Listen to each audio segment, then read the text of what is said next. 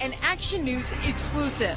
He fought in Iraq only to be attacked here on U.S. soil. I'm defending my life here. A soldier squares off with Metro Police at McCarran International Airport. You won't believe what happens next. The look in his eyes was just rage. It is a violent clash caught on video. You will only see it right here on Action News. And tonight it has the Metro Police Department facing some tough questions about its use of force. Action News reporter Ben Deasy has more in an exclusive Contact 13 investigation. It's NASCAR weekend, just days before Sergeant Mark England's National Guard unit is about to deploy. England comes to Las Vegas for a little fun before going off to war, but ends up finding himself in combat right here. Blow after blow. In the middle of McCarran Airport, the man swinging in this grainy video is a Metro cop.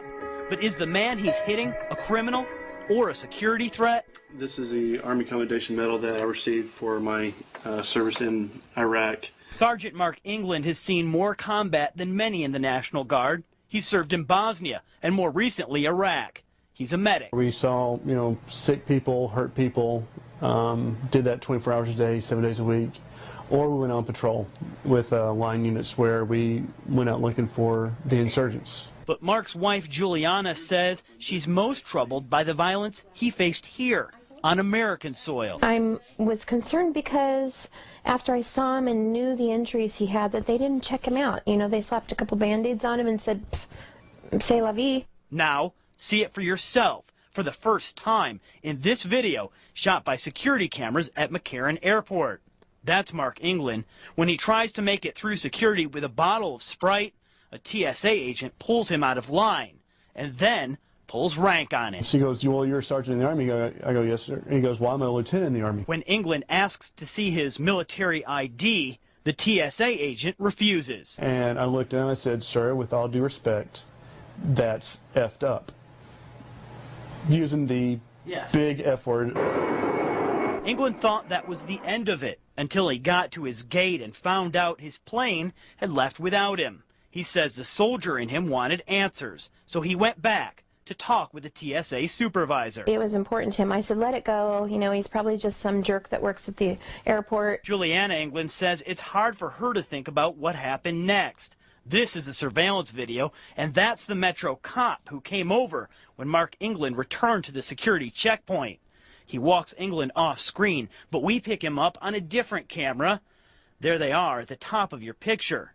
Watch as the Metro officer pulls out his police baton. With a flourish, he spins the weapon and starts to swing. The look in his eyes was just rage. The beating is severe, according to England. He says he came away with a black and bloodied eye, 3 fractured ribs, cuts and scrapes all over his arms. And it's not long before the Metro officer has backup.